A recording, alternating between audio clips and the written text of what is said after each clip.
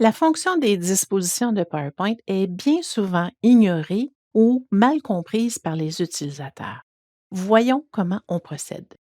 Au niveau des dispositions, on retrouve l'information dans l'onglet Accueil, Fonction disposition, et on voit ici un certain nombre d'entre elles. Présentement, ce sont les dispositions par défaut qu'on retrouve dans le document vierge de Microsoft. Si je clique, on voit qu'on peut tout simplement changer la disposition du contenu à l'écran sans devoir changer son contenu. Bien souvent, je vois les gens ouvrir PowerPoint. Si je reviens à diapositive de titre, qui est celle par défaut, ils sont sur la première diapositive, font un clic gauche, filet de sélection ou sélectionnent chacune des zones, font supprime et se mettent à insérer des formes et des zones de texte.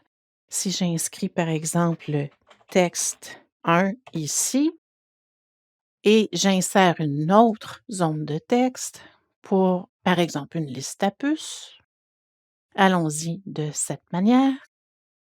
Liste à puces insérée au niveau de ma zone, on aurait notre item 1, item 2, item 3.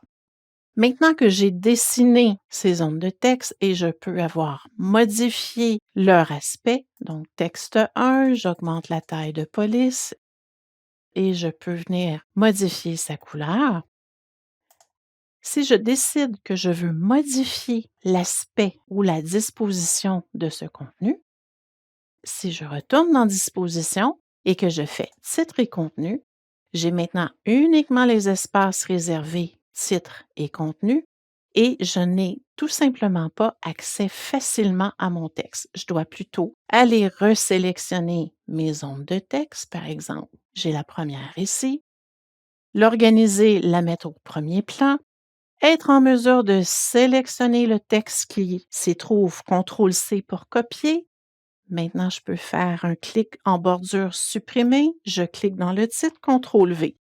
Et vous voyez le principe. Vous devez faire ça pour chacune des zones de texte dessinées qui doit maintenant être incluse dans un espace réservé titre ou contenu.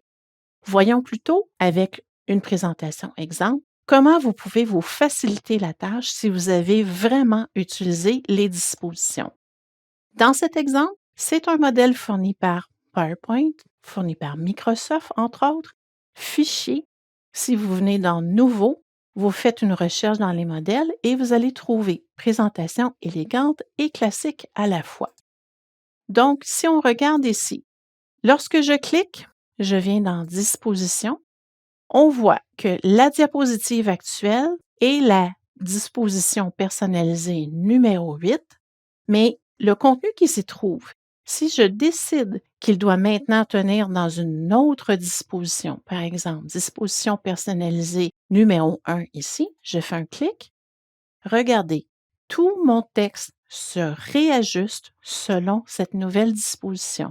Vous aurez peut-être à l'occasion besoin de faire des modifications en termes de l'emplacement de chacun des contenus, mais vous êtes en mesure finalement de changer la disposition de votre contenu déjà existant simplement en utilisant les dispositions que vous retrouvez dans le thème mentionné ici. Bien entendu, vous pouvez, une fois une disposition sélectionnée, faire un choix de modifier l'aspect de son contenu.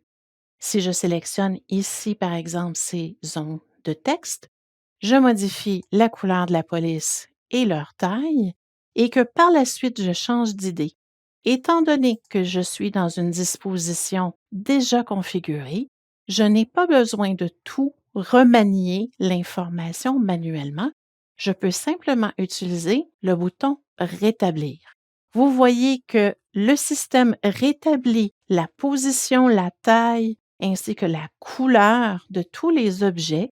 Si vous aviez fait énormément de modifications, le petit bouton Rétablir vous sauvera énormément de temps.